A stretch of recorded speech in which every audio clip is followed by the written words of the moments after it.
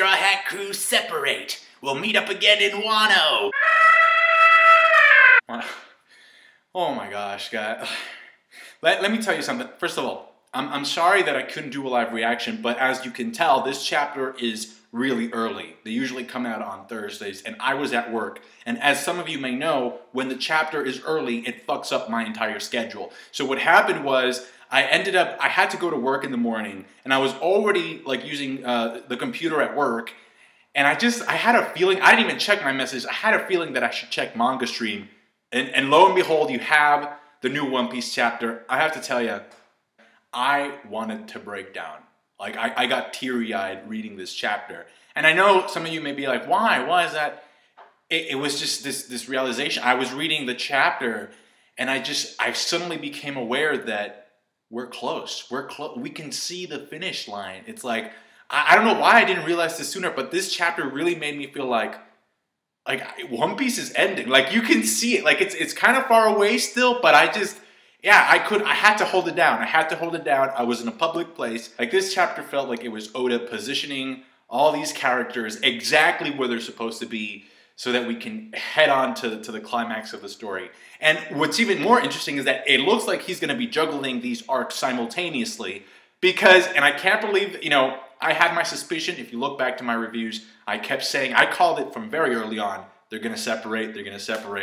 And in this chapter, they pick, like, each of them pick sides. Nami, Chopper, and Brook are going to go with Luffy. There is no point in having them say that if that division, if that separation is not going to take place. So it's going to happen. That's the Big Mom Whole Cake Island group.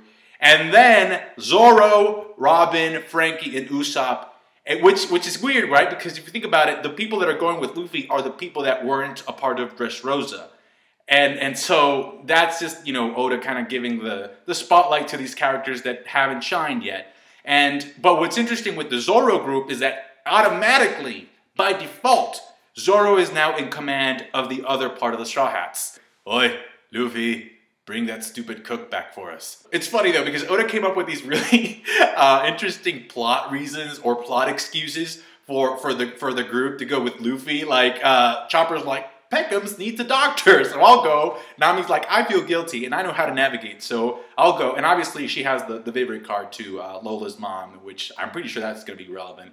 And then Brook is like, you need a musician. That's bullshit. You know that's bullshit, Brook. Sit the fuck down. You're going because you know something about the Vince Smokes that we don't know. That's a fact. Team Wano, Team Whole Cake Island have been set in motion.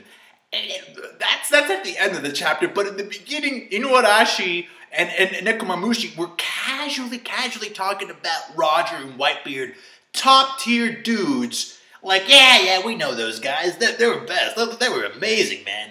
Yeah, we had lots of beers. I feel like Oda made it so that Usopp represents the fans in this chapter because he's like taking mad notes. I'm like, hold up. Whitebeard, Roger, Moby Dick. How big was that Moby Dick though? Was it huge? No, but seriously, like, this cat and this dog are talking about, like, these top tier dudes. Like, it's not, like, remember that time that Shanks got drunk and he was throwing up all over the cabin? That was amazing, right, dog? Yeah, that's right, cat, yeah. We used to bully Shanks all the time, and now we can't even talk to him without getting our anuses bleached. So obviously, they know Roger, they know Rayleigh, they know Scopper, they know Crocus, they know Shanks and Buggy. And then if they went on the Moby Dick, my question is, did they know Blackbeard? Like, did they know that Blackbeard was going to turn out to be a piece of shit in the end? And according to the samurai, it was rather frowned upon when Odin left to go on these pirate ships because Wano has always been a secluded and isolated country. Everybody gets super fucking excited about this. Luffy's like, you know Shanks. Wait, what about Rayleigh? And then Frankie's all about that Odo Jackson business. Brooke wants to know more about Crocus, and Nami interrupts because she really wants to know if she's doing a good job as a navigator. And it's interesting because according to what Nami says, or what Crocus told her, if you just follow the paths, essentially they're all going to come together into one, and that's going to lead to Raftel. But Inuarashi tells her it's no big deal because the thing that you learn on that path, you already kind of know. You already know about the poneglyphs, so you already have a step up in that case. So you're doing a great job, Nami. And Yo, that was hilarious. When she's like, well, I thought I was doing an okay job. And Luffy's like, hey, I don't know what's going on, but she's amazing, huh? Also, look at Nekomamushi's face when Brook reveals to him that his crew is dead. He goes from smiling ear to ear with Luffy, and then he turns to Brook, and he's just absolutely bewildered and shocked. He's like, I did not know that plot twist. That's crazy. Nami is absolutely annoyed. The comedy in this chapter, I'm telling you, damn, Oda. Back at it again with them great chapters. And then Nami gets annoyed and she obviously ends up beating Luffy up. But what's very interesting to me was that according to Inuarashi, Roger, after he completed his journey, he went back and revised the route. He revised the pathway that led to Raftel, meaning that the pathway or the seas that were explored by Roger on his way to One Piece are not the same. It's not the same path as the one that other pirates are taking now to get to that same place, because it's been changed. Unless Bonnie turned Momonosuke into a little kid, and he's actually a lot older than what he seems, then there's no way that Momonosuke could have met Roger. So I thought that was funny that Usopp called him out on that lie. And this is, I think this would have been an excellent cliffhanger. If the chapter would have ended with this, that would have been amazing, but no. Oda keeps at it. He keeps going hard, son, because we're nearing the end. We're looking for this guy to help us fight. Perhaps you heard of him. His name's Marco. And Luffy's reaction is like, I know he's important. Is his last name Rubio? The guy that looks like a pineapple. Just stop, Oda. Stop. Oh, anyway. Oh, man. They reveal, all right, the Minks reveal that and Nico, Robin, and Usopp knew this too, and they just decided to talk about it. All right, they had no reason to talk about it, obviously, before this, but they just revealed that, oh, by the way, after Marineford, there was like this war called the Payback War. What the fuck? Now, Marco didn't do so well in the war, just like in the primaries in real life, unfortunately for him. And so, which is so...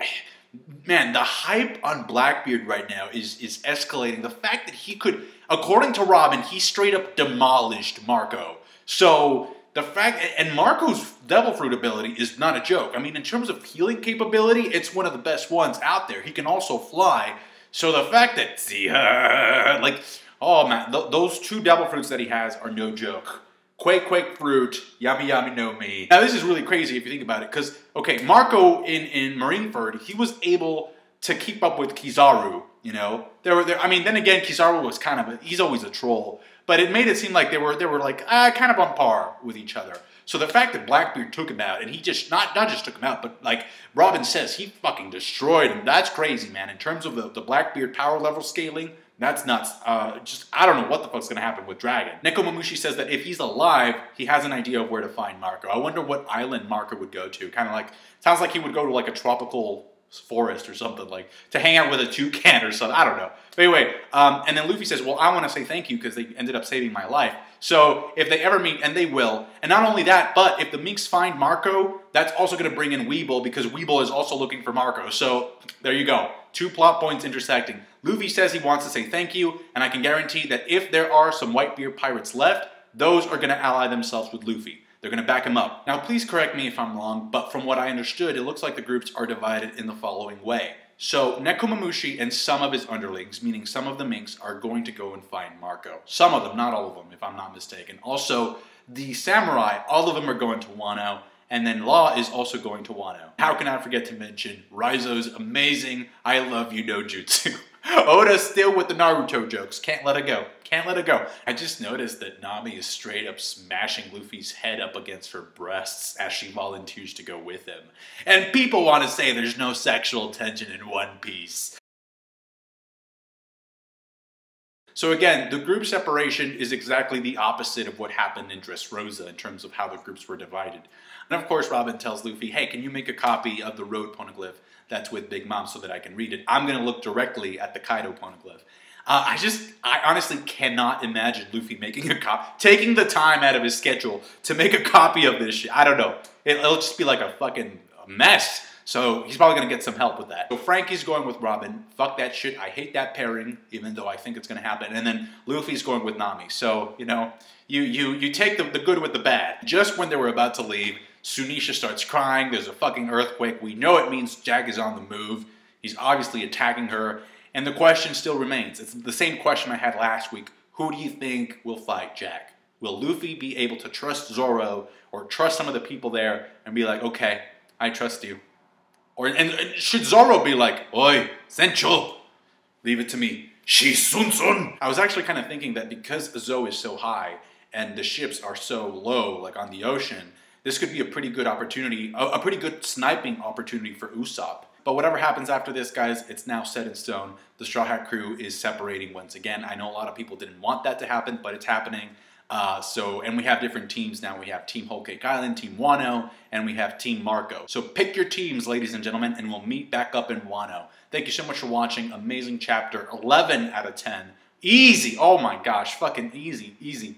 I'm actually not disappointed that we have a break next week, because next week is the premiere. Next Thursday is the premiere of Batman v Superman. I'm gonna go crazy, and it would just be too much hype to handle in one day. So thank you for that. Thank you so much for watching. Like the video if you did. I appreciate that. Thank you for everything, guys. Bye.